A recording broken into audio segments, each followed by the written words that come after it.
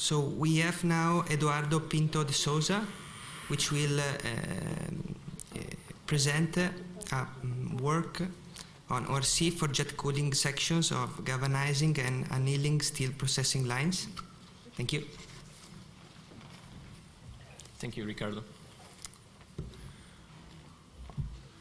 All right, so I'll present to you different kind of ORC application that we just saw here, different from solar or geothermal. So this is ORC for jet cooling sessions of galvanizing and annealing steeling processing lines.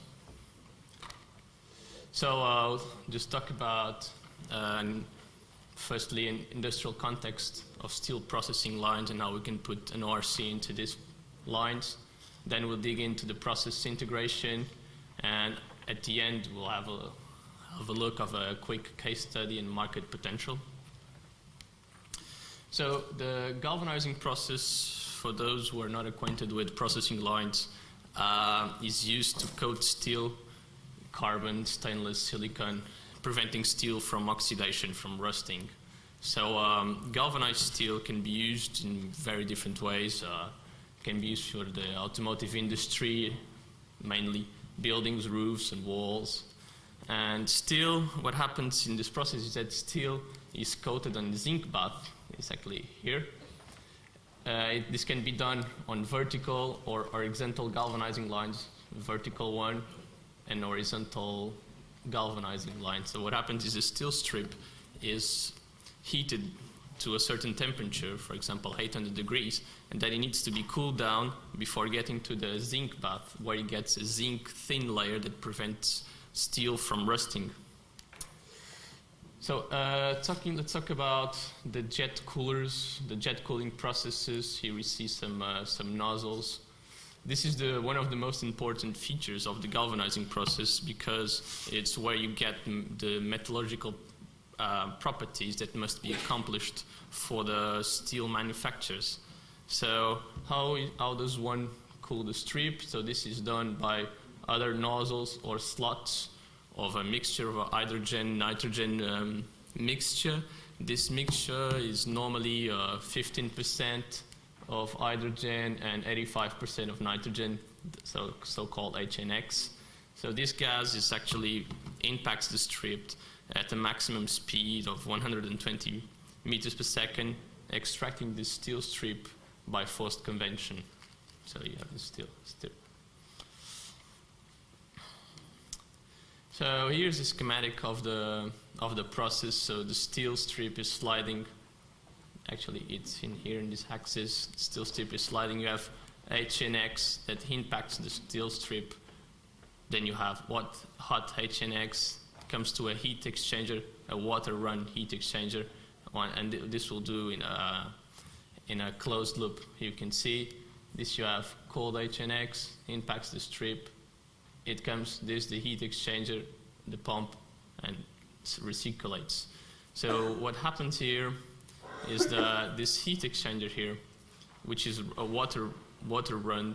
Actually, water, you have 30 degrees entering and 45 at the exit. So this is not optimized. This is not designed for optimization. It's just to extract the HNX available heat.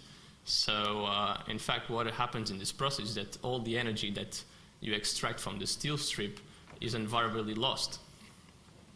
So this is the departure for our projects. So let's talk about how can we make an ORC or produce electricity out of this process. So here you have this is a schematic view of the steel strip, the nozzles. You have the HNX, the heat exchanger. You have some temperatures here. And we said that if we could optimize this heat exchanger here, normally you can have 5 megawatts here of HNX thermal power. If you could optimize this heat exchanger, you could do something with it, so we could produce electricity out of it. So this was the departure for our project. And some other features that we studied was the heat transfer fluid, the working fluid, and the variability of the heat source, which is very important on this kind of process, and the type of expansion. So for this, we launched firstly an R&D project. This was financed by the French Environment and Energy Management Agency. It was a 18-month research project with its partners here. And we had 3 steps, one for the recuperative system conception, the second one for ORC, and the third one, the technical and economical optimization. So, speaking about the heat transfer fluid and the working fluid, a comparison was made between water and other fluids like the seal term, cold flow, and anti-frozen. And we found out, well, that water and especially after talking about with steel manufacturers, they are very well acquainted with using water, and they are unlikely to put some thermal oils on their installations.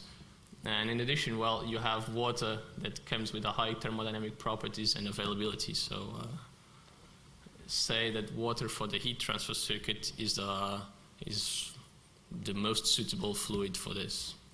Well, concerning the working fluid, the special attention has been given to the widely spread R245FA and as well to R1234ZE. Of course, the R245FA outperforms in efficiency the R1234ZE. It has some advantage of being non-flammable fluids. Though you have a GWP of 950 that can, in terms of environment, is not that good, and has a Eigen-Speichern ratio compared to this one here. So in terms of the heat exchanger, we went on to study how this could be done. How we could optimize this heat exchanger to deliver the maximum output. So we developed some models, the heat exchanger dimensioning tool.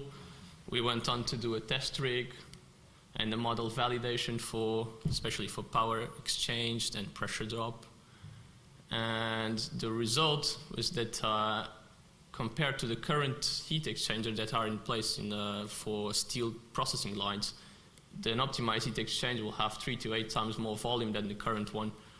Of course, this can seem frightening, but when you're talking about vertical processing lines, you do have the space to make a bigger heat exchanger to place it.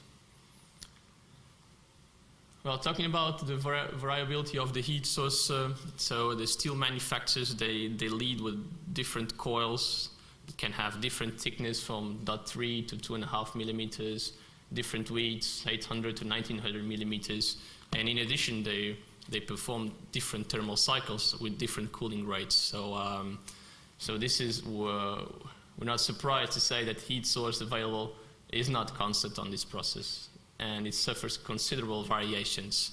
So here's the curve that shows on the horizontal axis the range of HNX available heat and the time you spent on it. So for example, you have 2 megawatts and 2.5 megawatts, you have 30% of the time. This accounts for delays when you don't have any power on your system. So the message here is that you need advanced control systems to deal with our heat source that is not constant over the time, and control systems that bring stability and anticipation, and that perform better rather than the classic methods of the PID. Well, just a few words about we've talked about turbines. A few words to say that when we deal with low-grade sources like this one, the turbine cost is actually by far the most expensive one. This can make ORCs non-profitable when you go see for industrial projects and they demand 2 or 3 years payback time. Well, you won't get there with a normal turbine. Some R&D projects and some experimental studies have been conducted lately, and they affirm that we can have, by retrofitting existing compressors, this might become competitive and talking about scrolls or screw expanders, and they have some advantage. Well, of course, the price competitive, easy to install. They have the generator included, and you can assemble there to deliver the power you need. So let's move on finally to a case study and market potential for this solution. If we take a strip and you want to cool down, let's say for 600 to 380 degrees, we have your line speed 450 meters per minute, and you have a strip width at 1300 and dot 25 strip thickness. This is, I would say, an average steel strip. What you get at the end is that you have an HNX gas temperature of 135 degrees C. That represents more than 3 megawatts available. Let's assume, for example, that you produce at 6,100 hours a year, which is a normal figure for a processing line. And let's assume as well that you have 12% of heat to electric conversion. You'll be able to produce more than 2 gigawatts hour of yearly output.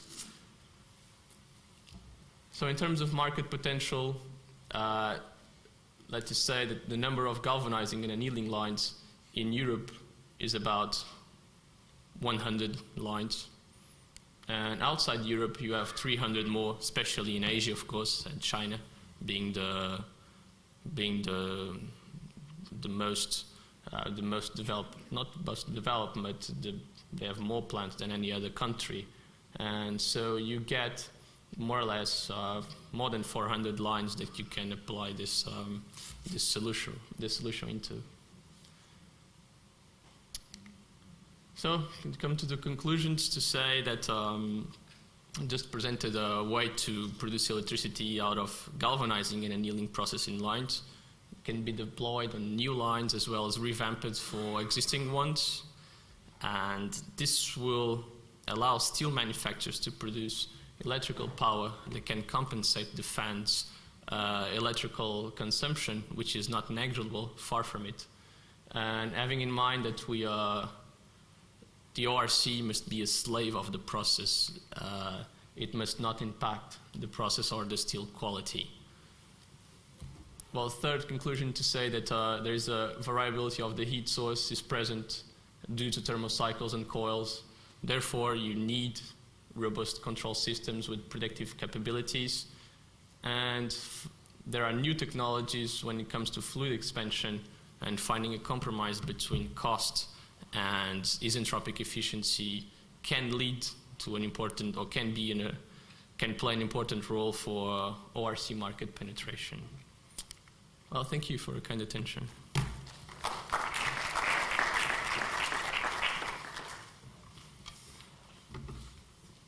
So, thank you very much, Eduardo. Thank you.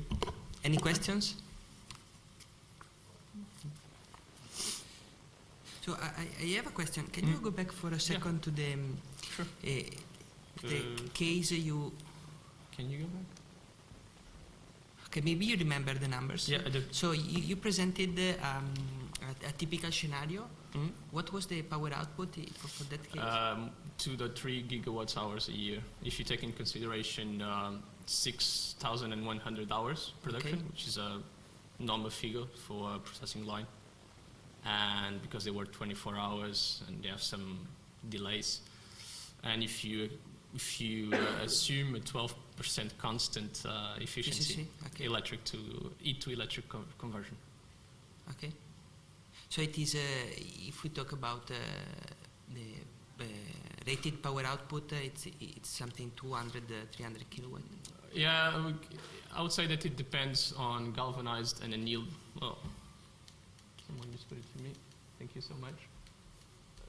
Here it is. I would say this is the figure for an annealing line. You can have galvanized where the output can be more than this one. This I just took a case from an annealing line that I know. So it can depend on thermal cycles or the type of strip you want to cool, the type of strip you want to make at the end of the cooling process. Okay. So this can vary. This is a typical figure. You won't be far away from the truth. Okay. Other questions? Question